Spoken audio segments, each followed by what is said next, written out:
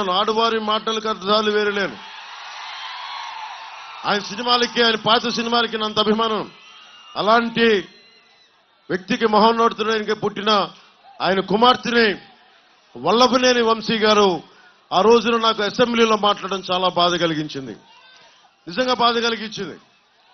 అరే, మీకు చంద్రబాబు గారితో విభేదాలు ఉండటం వేరు, లోకేష్ గారితో విభేదాలు ఉండటం వేరు, కానీ వచ్చి నిజంగా పాపం భువనేశ్వరి గారిని ఆ విధంగా కించపరిచేలా మాట్లాడటం నాకు చాలా చాలా బాధ కలిగించింది. జనసేన ఊహించుకోండి, భువనేశ్వరి గారిని అంటే నా సోదరుని అన్నట్టే, భువనేశ్వరి గారిని అన్నట్టు నా సోదరుని అన్నట్టే. ఎందుకంటే మన ఆడపడుచులకి, అక్కడున్న దూరాన ఉన్న ఆడపడుచులకి, అక్క చెల్లెళ్ళకి అందరికీ గౌరవం ఇచ్చేది జనసేన పార్టీ. నాయకులతో అభిప్రాయ భేదాలు ఉండొచ్చు, వైసీపీ నాయకులతో అభిప్రాయ భేదాలు ఉండొచ్చు, జగన్ గారితో కూడా విభేదాలు ఉన్నాయి, కానీ ఎప్పుడు కూడా వారి సతీమణిని ఎప్పుడు కించపరిచేలా మాట్లాడలేదు. తగ్గించం, అది మన సంస్కారం, మన పెద్దలు నేర్పించిన సంస్కారం. కానీ వల్లభనేని వంశీ గారికి ఓటు గనుక జనసేన మద్దతుదారులు వేస్తే స్త్రీని అగౌరవపరిచిన వ్యక్తికి, ఆడవారిని అగౌరవపరిచిన వ్యక్తికి, మా సోదరుని అగౌరవపరిచిన వ్యక్తికి మనం మద్దతు తెలిపినట్టే. దయచేసి అక్కడెక్కడో జరిగింది మనకు కాదు కదా అనుకోవద్దు. ఒకసారి ఆ నైజం ఉన్నవాళ్ళు ఆడపడుచుని ఎక్కడైనా సరే అగౌరవపరిచే వాళ్ళు ఎక్కడైనా ఇంకెవరైనా అగౌరవపరుస్తారు. మీ కుటుంబ సభ్యుల్ని అగౌరవపరచచ్చు, మీ అక్క చెల్లిని అగౌరవపరచచ్చు. సరైన వ్యక్తిని ఎంచుకోవడం చాలా చాలా అవసరం. యార్లగడ్డ వెంకట్రావు గారు బూతులు తిట్టడం రాదు. ఆయన చేసిన తప్పల్లా సంస్కారంగా ఉండటం, గౌరవ మర్యాదలతో ఉండటం, రాజకీయాన్ని రాజకీయ విధానాలతో చూడటం, రాజకీయ విభేదాలుంటే పద్ధతిగా మాట్లాడటం, విమర్శించడం, అంతేగాని దిగజారిపోయి బూతులు తిట్టడం, నీచంగా దిగజారడం ఆయనకు తెలియదు. ఆయన చేసిన తప్పదే. పోయినసారి కూడా 2019లో చాలా 200-300 ఓట్ల తేడాతో ఓడిపోయారు. కానీ జనసేన మనలాగా ఆయన పారిపోలా నిలబడ్డారు. ఓడిపోయినా కానీ ఇదే నియోజకవర్గం ప్రజల కోసం బలంగా ఉన్నారు. ఎన్ఆర్ఐ వెళ్ళిపోయి ఉండొచ్చు, అమెరికాకి వెళ్ళిపోయి ఉండొచ్చు, సుఖంగా ఉండొచ్చు, కానీ లేదు, నిలబడాలి. మన నియోజకవర్గానికి ఓడినా నిలబడాలని చెప్పి పార్టీని కూడా వదల్లా.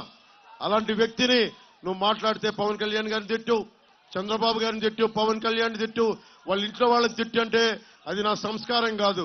నేను అలాంటి దిగజారుడు పనులు చేయలేను. అన్ని మాటలందుకు ఆయన ఆత్మాభిమానంతో, ఆత్మగౌరవంతో బయటకు వచ్చేశారు. అలాంటి వ్యక్తికి ఈ రోజున నేను 2 చేతులెత్తి మీకు ఆర్థిస్తున్నాను, అభ్యర్థిస్తున్నాను.